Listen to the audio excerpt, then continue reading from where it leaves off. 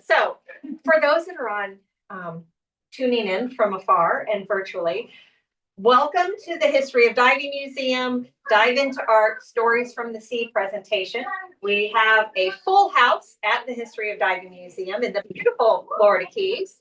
And we have a group of people that are joining us on YouTube. We are also recording this evening's presentation, so it will be posted on YouTube later. If you're on YouTube tonight and you have a question, type it in the comment box. Also let us know where you're watching from and how many people are with you. It helps us to track our outreach. And then if it's after the fact and it's recorded, put a comment and we look at those and we reply to them. For those of you that are here, if you have any questions while we're going through the presentation, please feel free to raise your hand, let us know, and we'll ask it. If anybody asks a question, we generally repeat the question so people on virtual can hear it, and then we answer it. So anyway, thank you all for being here. Thank you to our sponsors, Monroe County Tourism Development Council, the Art Guild of the Purple Isles, the Newton family. We also want to thank the Florida Keys Council of the Arts because they gave us a grant to help put this presentation and exhibit together. So I'm Lisa Mongelia, not only the executive director, but at the beginning of your presentation tonight. So thank you very much. I'm really happy to say that this is our 8th collaboration with the Art Guild of the Purple Isles. When we built out the changing exhibit in 2016, we had temporary exhibits, and we have 2 annual ones, and we usually have one now from January to April, and then a second one more on history, science, military base from May to December. But what I'm going to do is give you a short overview on what the museum has done, and then I've asked Diane and Adrienne to panel with me so we can tell you about the other parts of the uniqueness about Stories from the Sea.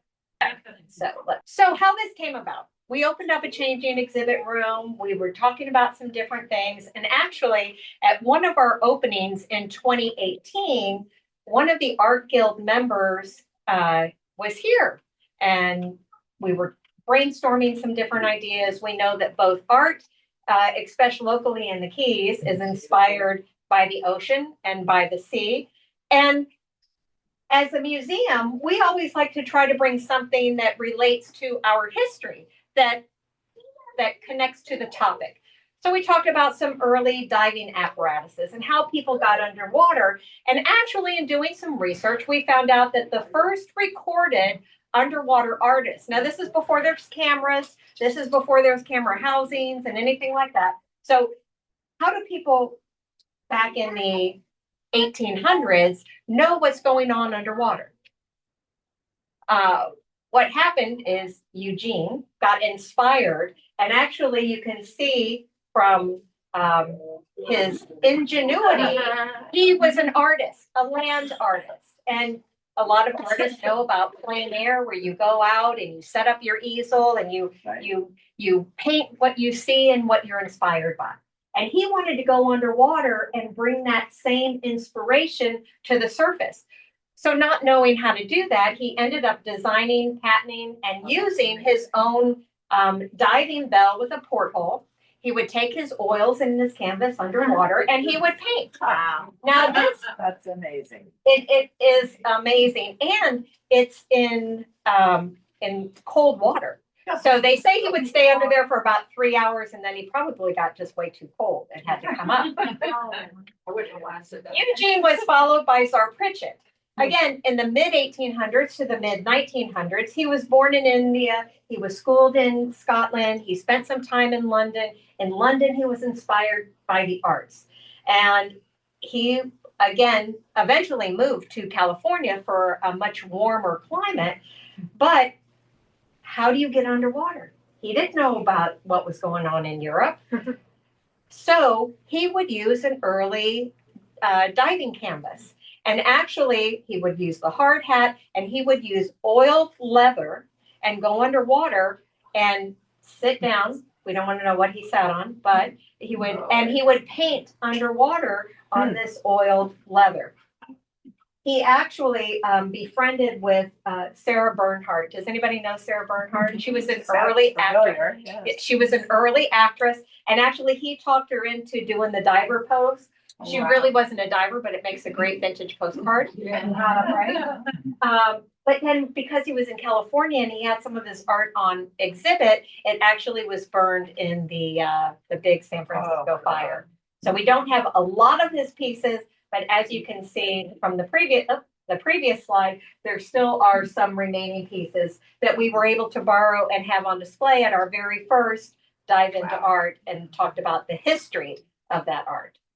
All right, so then we're going on, and in Morocco, there was an art exhibit that actually had both underwater artists on display at the same time. So this was just a totally unique thing to bring underwater art. Again, we didn't have cameras. There wasn't a lot of ways to bring that underwater imagery. And some people that do underwater photography now and do underwater art, you look at some of these going, okay, but back in the day, it was it. That was it. That's all you could do.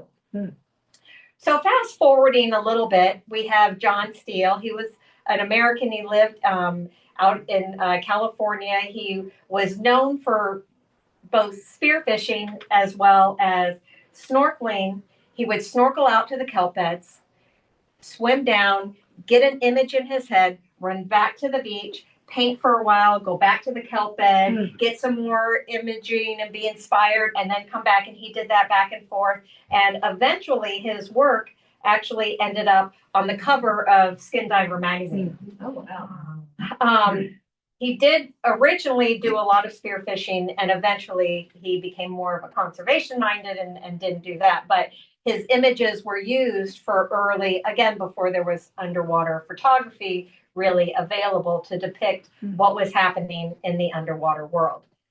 Of course, and then we fast forward, and a lot of people may not realize this, but that's Wyland underwater painting with Fabien Cousteau. Fabien did a 31-day mission because his grandfather, Jacques Cousteau, did a 30-day mission. And like every young buck, they got to outdo the elders, right? So it takes an extra day. But during that stay, he did do a lot of research and a lot of science while he was down there. And one of the events that he did is Wyland went underwater. Wyland painted with him while they were in the Aquarius reef-based lab that is underwater off of Key Largo. And then I don't know if any of you, does anybody dive the Vandenberg? Okay. And you saw that? Yeah. So what we have here also is a picture of the sinking world. And Andres Franke came over from Austria. He was a diver. He was inspired by the Florida Keys, inspired by the beauty of underwater wrecks. And he would take images of the ships themselves and then go back to his studio and have models come in and create different scenes with the image of the wreck behind them. And he did a couple different installations. He did the Vandenberg, he worked on the Mohawk, he did one on Barbados, on a wreck down in the Stavro Nikita down in Barbados. But anyway, they're beautiful images. And I know that this is half of the population in the room are artists and our cultural engaged community. And you're used to going to museums and going through an art gallery and walking through and observing the beauty of visual arts. And possibly a small portion of the rest of the room might be your diverse salty dog guys or girls or people. And you may not have an opportunity to go to an art exhibit because we're too busy being on the water and under the water. Just saying, people I might hang out with. So what the Sinking World Project did is gave those people that, not calling out Kel, but that are the salty dog going on the wreck and may not have time to go into the museum because he's a dive professional and he works a lot. But this way he can swim through an art exhibit. So it was a really great collaboration to bring art to the diving community and the diving community to the artists. So it was a great, great collaboration. We had the pieces actually on display. We did a pop-up event at the History of Diving Museum. Before the images went in, they were underwater, usually for about 4 months, get a little bit of growth seasoned by the sea, but not too much growth because then you lose the image itself. Love the barnacles, but they got to be placed in the right spot.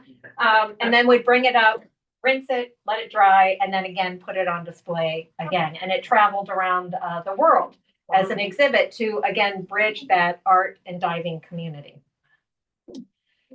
And of course, not only do we have the flat visual art, we also have sculptures. And again, we can go to the Smithsonian, see a lot of beautiful marble sculptures, but we rarely see that kind of thing underwater. And now not only are they doing underwater art, but they're also using it for conservation to grow coral. So there's a lot of different things. I don't know if any of you have been up to the Lady Luck. It's a wreck off of Broward County. Of course, the statue is a beautiful, iconic image in something to go see snorkeling or diving in the Florida Keys. So, and the Neptune with the lion is up in Miami as well. So a lot of good, again, bringing art to divers and bridging that gap. So we get back to, now we're having this conversation. And this is our timestamp, February 15th, yes, 2018. So we had a January art opening, and in a February Immerse Yourself, Ingrid Brooks from the Art Guild and I had a conversation, not in a bar, out in the parking lot. And we were talking about how we can bridge this and how we can bring some of these new ideas to the diving community. And after our conversation, she wrote me this email that just says, you know, thank you for speaking the other day. Glad to have the opportunity to reconnect, because we had kind of talked about it, but this put it in writing and this got the ball rolling for the next exhibit. And actually, she included in this a picture of the sculpture was something Diane Smith had made that year and was on display. Actually, all the kids from Key Largo School made it. Okay. I did it with them, and each of the kids was given clay, and they picked whatever coral they wanted to do. And one day we would all do turtles. One day we did the different, and then I put it all together. But I was hoping we could put that underwater. That's where it was, but we couldn't because the glues we used and stuff wouldn't be allowed. So, but that was. But it was a good start. Idea. So what Diane was saying, Diane Smith is an artist from the Art Guild, was working in at the Key Largo School, and the kids made the pieces, and then you helped put it together with the idea to possibly put it underwater, but because of the chemicals and the supplies, just for those on YouTube, you can hear the rest of the story. So this is our timestamp of when Dive Into Art was launched. And what we've done since then. So the first year was really about the history of underwater art. We did different things in schools with the kids. We did the beauty of art, which was all about recycling. Art of the Abyss was another. Every year at the close, we would get together and kind of brainstorm ideas for the next. And not only did we have to come up with really good, fun, topic, the artist, something that the artist could also create works to potentially sell, and then also that had a science message that we could share with the students. And then fantasy bridged that early folklore. We had sea shanties, we had mermaids and pirates, and but we had a guest speaker who came in and talked about the early maps and the sea monsters and how different things were interpreted. That's when the earth was flat. So our next couple of seasons, we did Edge of the Sea, focusing on the mangroves and the seagrass habitats. Coral creation was a year after we had the bleaching incident, to let people know and build an awareness of the coral restoration efforts that were going on. Fantastic Fish of Florida was the year after we had all the spinning fish, and we worked with FWC and try to, again, get some of this important messaging in a fun, engaging way so that the students learn, the community learns, everybody's exposed to great new things. And then, of course, this year was Stories from the Sea. And this year's theme actually came from the Art Guild. We were throwing out different ideas, and they got back to me and said, what do you think about this?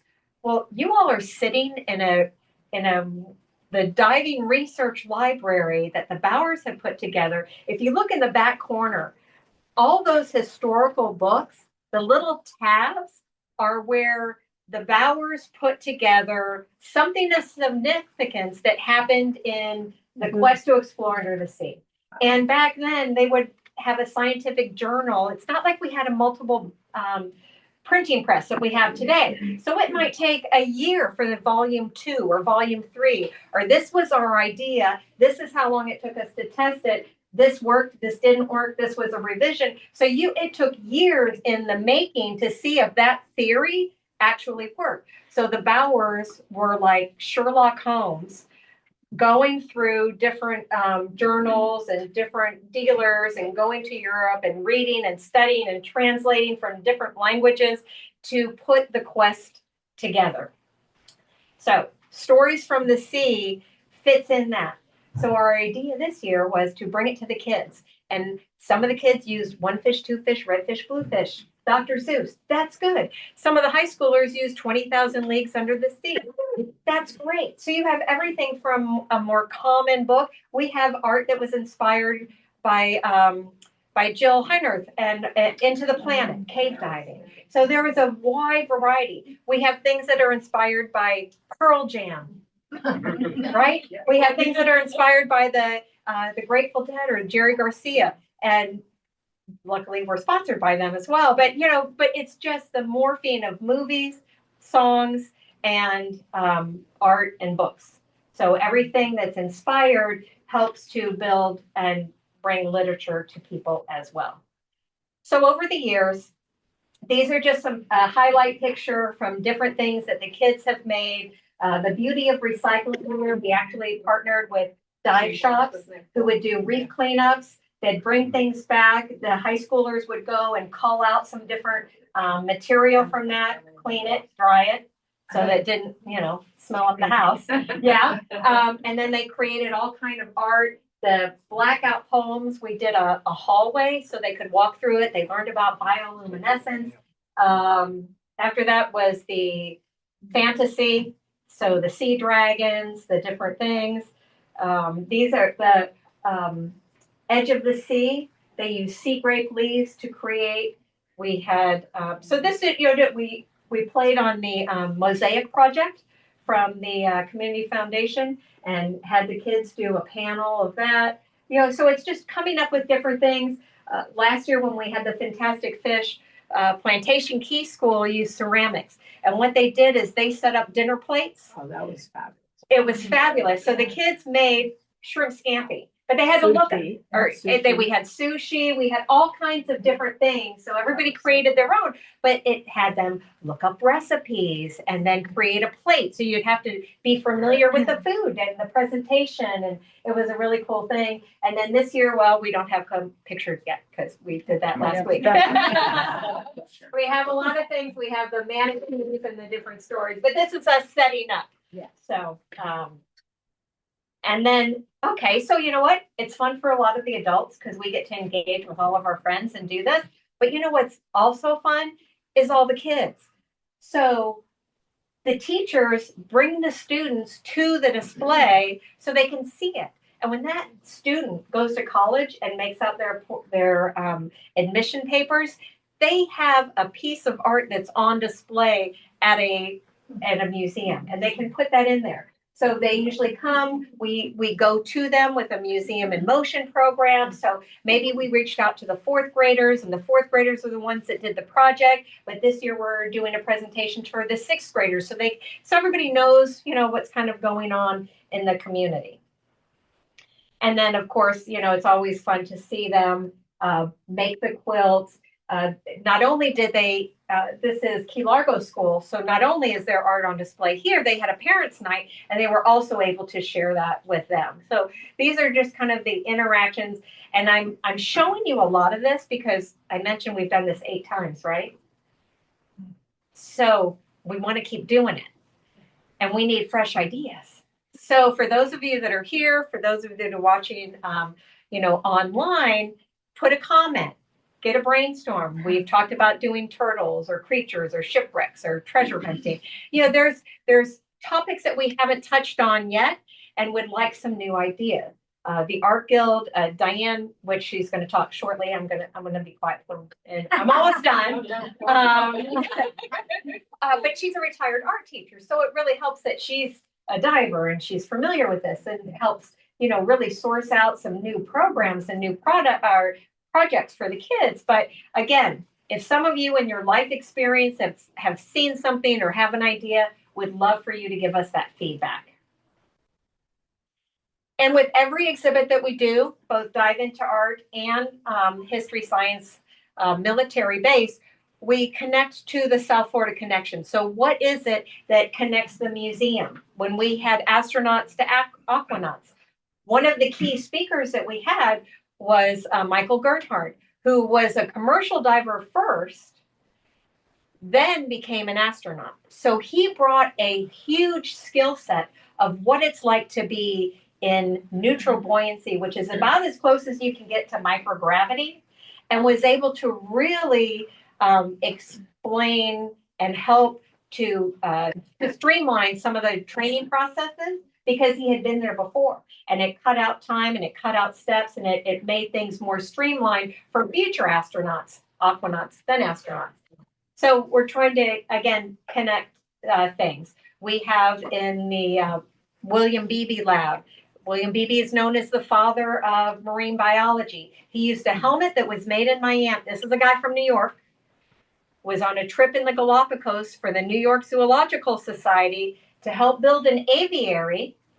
And there was a Miller-Dunn helmet on board, and he tried it because after living in New York, I don't know if any of you have been swimming up there, but tropical water in the Galapagos is a little bit different. And if I can see the bottom, I want to be down there seeing it. So he put on a helmet. They say he went underwater as a naturalist, came out as a marine biologist. That's just me. But he went on and wrote how many books, Dr. Sally? 20 something books. When was this? A bunch in the 1920s. Okay. He's the first one. He and Otis Barton built the bathysphere and went down a half mile in the 1930s. So he went on to revolutionize things. He fought a lot of stereotype thinking, because he was a naturalist who went underwater, who saw things happen, not take it up in a bucket, dissect it in a lab, and then guess what happened. He was able to observe it, and he was able to record things and write things, and people, no, and that's not it. And 10 or 15 years later, when the equipment is getting more available for more people to go underwater, they're like, yeah, you know what, he's right. So we tie a lot to William Beebe, because he used a helmet that was made in Miami, tried in the Keys, and then transferred around the world. Art McKee, known as the father of modern treasure diving. He was here in the 30s. He spent 15 years salvaging the 1733 fleet. He was the first one in the world who opened the Sunken Treasure Museum. Again, trying to build, probably show off a lot of the stuff he found, but still put it in a setting so that people could see it and share it. So we relate to him, because it's why unique to the Florida Keys. This is the only place stuff like this happens. And the Bowers are the ones who connected the dots over 40 years of researching and collecting. So I'm just a little excited about it.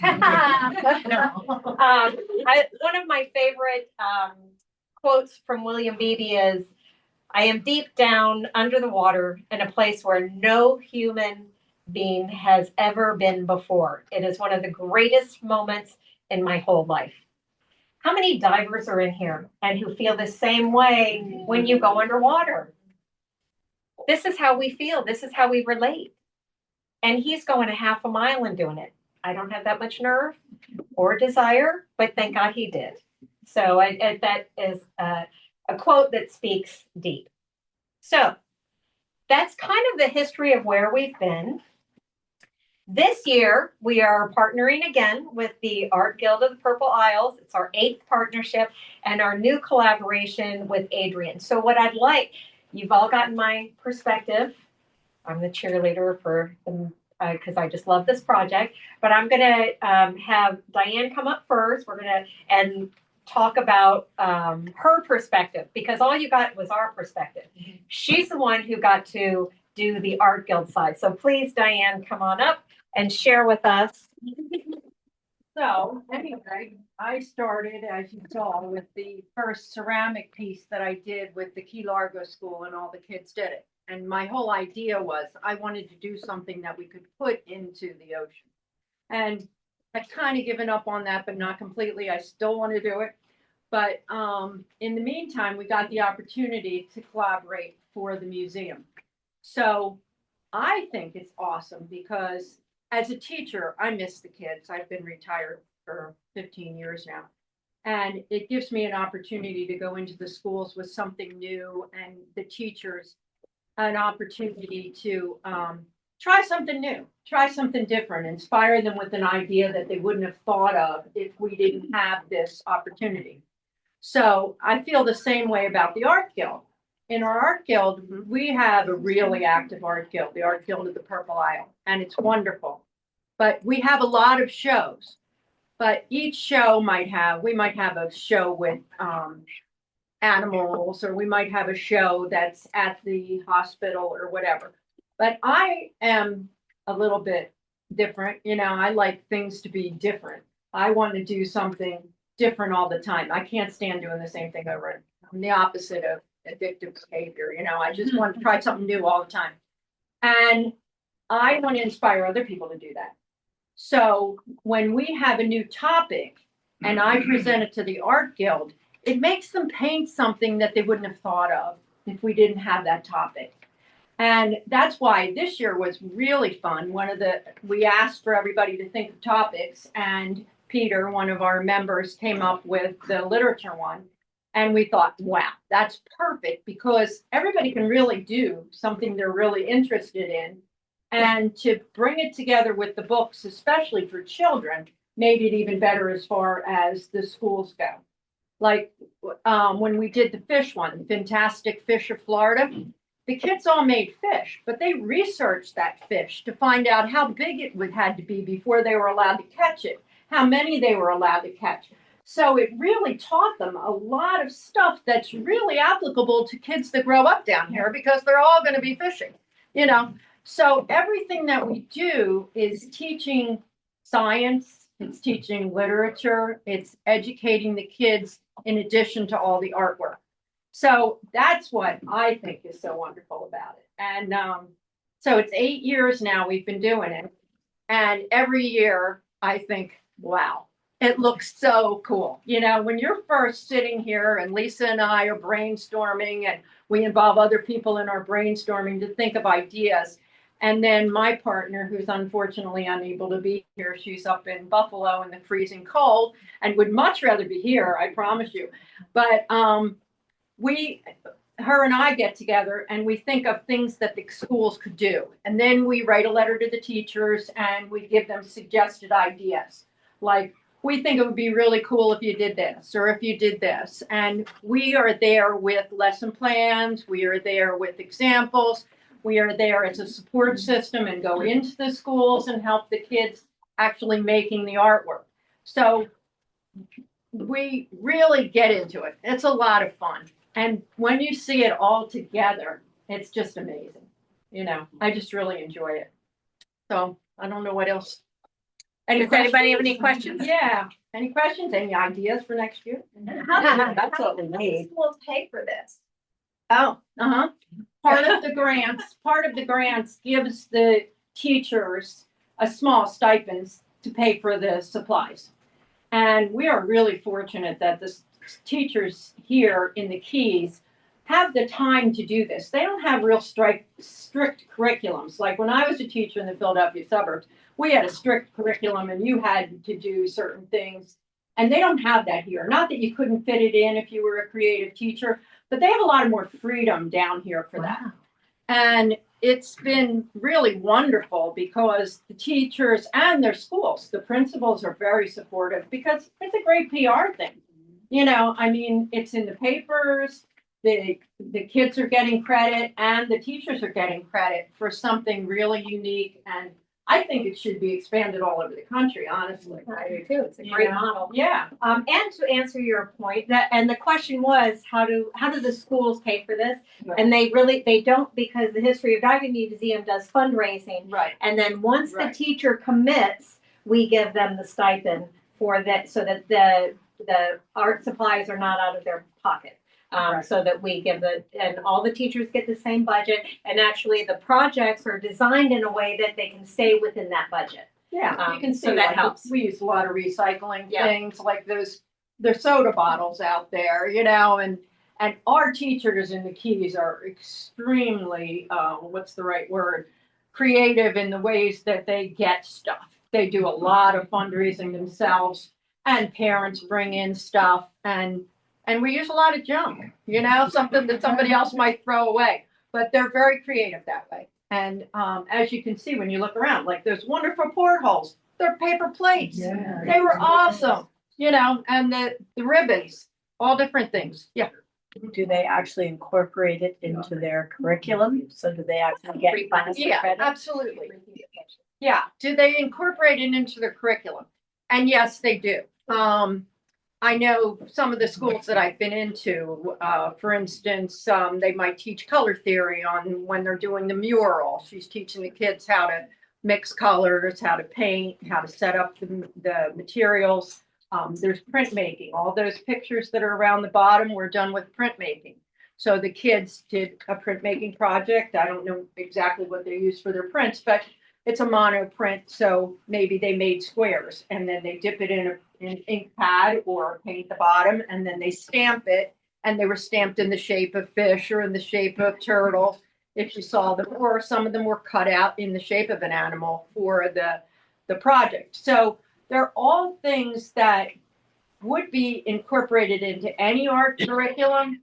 It's just they don't have to do it this week or that month to at that grade level. So the teachers have the freedom to pick what grade level they want. If any of you are teachers, you get a certain class here that you don't want to do paint with. And you'll get other kids that, this class would be awesome to paint a mural because they're creative and they listen and they follow directions and they're not going to get paint all over them, or all over their friend, right? The other thing that we do is we when the art comes down and we come up with a theme for next year, because of a lot of the art teachers have been in the school district for a while, we let them know what next year's anticipated theme is going to be, and we communicate with them, and then we give them, so they know at the end of the school year what to anticipate. Some can participate, some can't. We have 13 schools in the Keys, from Key Largo to Key West, and actually the first couple years we focused on the upper Keys because we were still learning the process ourselves. And then we went to the middle Keys, and we got Marathon High School and Stanley Switlick, and they did it. And then we went to Big Pine. So as we learn more what the teachers need and what we can raise to help support them, and for the last at least 5 years, we have gone all the way to Key West. So we have different schools, and sometimes they can say yes. Other times the art teacher can't. It doesn't fit with their curriculum. But of the 13 schools, we started with 3, and this year we have 10. And it's ebbed and flowed between that. And the really cool thing about it, too, is it doesn't stop in April when the show is over. Lisa has arranged for several of our exhibits of the kids' work to move on to other places in the Keys to be shown. They've been shown in public libraries. Crane Point had a pretty much permanent For 2 exhibit. years. They left it there that the kids had made. Oh, they were so cool. They were all stuff That made was out Edge of of the all Sea. natural. Yeah, all natural stuff. Yeah. So Edge of They the were Sea really cool. was actually what they are focused around, because they talk about the mangrove habitat, they talk about the seagrass, and it was in their visitor center for about 2 years. Yeah. And so it's pretty cool. So it's reached so far beyond what we expected when we first started it. Right. We just thought it was going to be an exhibit here. Yeah. And so it's been really fun. It's been a lot of fun watching it grow. Yeah. Fantastic Fish is now on display at the Eco Discovery Center in Key West. Wow. So that the Gerald Adams and Stanley Switlig or not Stanley, this year Sigsbee Charter School has participated. So it's good that the local kids can, again, if they're in Key West, they can't come all the way up here to see it on display, but we have the kids traveling exhibit, that goes closer to home for them. So it's really good. Any other questions for Diane? Okay, so then we had another brainchild. And that was Stories from the Sea. A couple years ago, Josh Thacker, who is our collections and curator manager, his wife was a teacher down at Marathon High School, AP Lit teacher. And one of the programs that she developed for her AP Lit students was a blackout poem and a project. So she used 20,000 Leagues Under the Sea, and she took various pages and she gave it to different students. So the idea is that you wordsmith the available words on that page and create a poem, create a haiku. And then around your haiku, to make it stand out, you do art. And after Irma, it could be about the hurricane, or it could be about what was on that page with Captain Nemo doing an ocean walk. So she did it a couple different years. And unfortunately, she passed away a couple of years ago. But we always had that project, to kind of fall back on. And when Diane and the Art Guild came with Stories from the Sea, it was the perfect time to bring that blackout poem back to life. So we wrote another grant because, that's not inexpensive. And through Art Guild's community and the Florida Keys Council of the Arts, we were able to engage a local artist.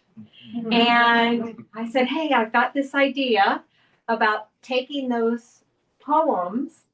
And I had talked with actually a recording artist who comes down to the Keys. His name is Tim Sheerhan, and he has done this with other high schools. And what he does is he takes those poems and creates a song, and then talks, wordsmiths it and focuses it and creates a song with the kids. So I proposed to Adrienne to do the same thing. It was a learning curve for both of us, but I'll let her tell you because the kids are inspiring. So our local artist, our local musician, our local producer. So tell us how the project was for you. I was so honored that you even all of a sudden one day I got a phone call from this woman, and I'm like, "How did you hear about me?" Like, whatever, I hear her. I've seen her. Well, I've been playing down here for a long time, but I was so excited because working with kids is always something I've wanted to do my whole life. My mom has been literally like, why don't you become a teacher? My whole life. You really be a really good teacher. And I've been like, I don't think so. I've been like really shy about it, to be honest. And so when you mentioned it to me, I was very excited to have the opportunity to work with kids and to kind of force myself to get over my own fear about it. So Gotta make sure they can hear you back there. Can you hear me? All right, I can sing with a microphone way better than okay. My projection could be probably a bit better. All right.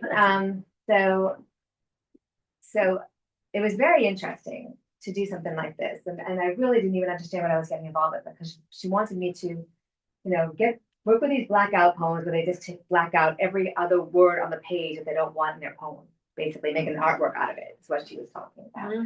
Mm-hmm. And Marathon High School, there was only 8 poems to work with, which was pretty easy. And then we had like 150 poems from the Coral Shores High School. I went through it, and I was literally like writing. I was writing every single one down. After 30, I was like, Lisa, I think there's too many. Can you cut it down for me? We cut it down to about a dozen. Yeah, but which was way better. Yeah. And it was really fun for me. I mean, I love to write music. It's really, really a wonderful thing for me to do. I mean, I've been doing it ever since I was a kid, and I like 11 years old. So, and releasing music my whole life. So writing music is something that I just, when I have words to work with, it's way easier because when it comes to lyrics, like that's always the slowest part for me. Musically, I can hear all day long, different music or something. So and I was asked to write a song with these poems and then do a workshop with the kids and show them how I wrote the song, produce it in my studio. And then it was a little unclear as to whether they would, you kind of like hinted, it would be nice if they could be actually on the recording itself. So I was, of course, yes, I'm going to bring my recording studio and bring it remotely to the schools, and I did that and recorded them. Marathon I was working with the students that, were really more just the English class. It wasn't really musical people. So it was like whoever happened to be, but they all wanted to sing. So it was very interesting. I did a lot of tracks that of them. And Coral Shores, fortunately, I was able to work with the band, got involved. So there were musicians I got to work with and record them. And that was amazing. And then they actually sounded like after the workshop, so you want us to bring our instruments? I was like, instruments? This is a whole nother, avenue. Yeah, I didn't We really. didn't think of that. Yeah, well, right. I wasn't thinking about instruments, and I ended up, of course, because the songs are coming out really, they're sounding really, really good. And what's happening is it's going to be, and I just found out this evening, I always knew it was going to be on display. I didn't exactly know how Where and when. how it was going to look, and nor did I understand about how many schools were involved in this whole project and the art and work and all of this. All I knew was my tiny little thing that I was doing, part of this whole major thing that you talked about. And so it's going to be playing in a loop, and I just found this out with the video that you saw inside that room for the way. So once we debut the songs, because we're going to debut them first in each one of the districts. So for those of you, if you're not on our email, get on our email if you want to do the February in the brewery, February 11th at Crane Point Hammock is where we're going to do it with a marathon. And then February 19th at the Eco Discovery Center. So during those debuts, probably after the 6th where it's in the public, we're going to put it on the big screen in the exhibit. So everybody that comes to the museum will be able to hear the songs, and we'll play it behind some of the other videos and things that we do. So it will be exposed. And part of it too is we wanted it kind of outlined enough to present to the teachers, AP Lit, English Honors, AP Language Arts, and kind of give them, because those are your writers, right? And I don't know how many of you get the weekly papers. There's a whole section in the weekly paper about all the sports that are happening. Yeah. Right? There might be an ad when the performing arts are doing a play for the weekend or doing a musical. But it's a one-off and it's within the big scope of things. So those students that are in the Keys that are trying to build their performing arts, this gives them an avenue. And writers sometimes are more introvert. If they want to do a poetry reading, it helps them to kind of challenge that and get outside their comfort zone and give them a public platform. And if they just don't want to do that, that's why you have screenwriters and why you have actors. Because then we have the drama kids, we have the band kids. So, okay, so let's take your works and then get another community, another group to actually perform it if that's really not within their comfort level. Right. So we kept it. Yeah, that's what happened. We kept morphing it. Yeah, on Coral Shores, that's exactly what happened. The band came and they were all great singers. I mean, they played wind instruments. And I was like, wow, you guys have great pitch. And, of course, that they've got the longevity to be able to hold out notes as well. So I was very impressed with them. So they did an amazing job. And because they were interested and we're going to do a performance, they're going to perform also, because the whole idea was workshop with them, then, do a rehearsal with them and then do a performance with them, So that's going to happen as well. And so it inspired me when they said, "Who play instruments?" to write parts for these people. So I wrote orchestration. So we challenged her to learn something new as well. Which I did, and I just was like, that would be interesting. Yeah, it's been a great collaboration. Very fun. We can't wait to hear it. Yeah. January 6th, okay. I was only able to go to a couple of her workshops, but sitting in the background and having her, again, it's introducing these students who are writers or who might be interested in it or who have performed, to get the ones that are in the drama to kind of hear the process of what it took to make that play or to make the lyrics and how that came together. So they're really getting exposed to different levels of the whole project. Which for us was a lot more than either one of us really thought of because that's not our area. Thank you, Tim, for giving me this wonderful idea of what you did so easy and made it sound so easy. But anyway, it's really been a growth. It's been a good thing. It's given us good collaboration with Coral Shores High School and with Marathon High School. Key West High School was very interested in the program, but they were already overcommitted with other projects. So we're hoping that now that they got exposure to it, now that they'll see what happened, maybe they'll be able to plan ahead because they'll hear about it at the end of the school year and they'll be able to plan and maybe we do something with them next year. We don't know. But anyway, so thank you very much. Thank you.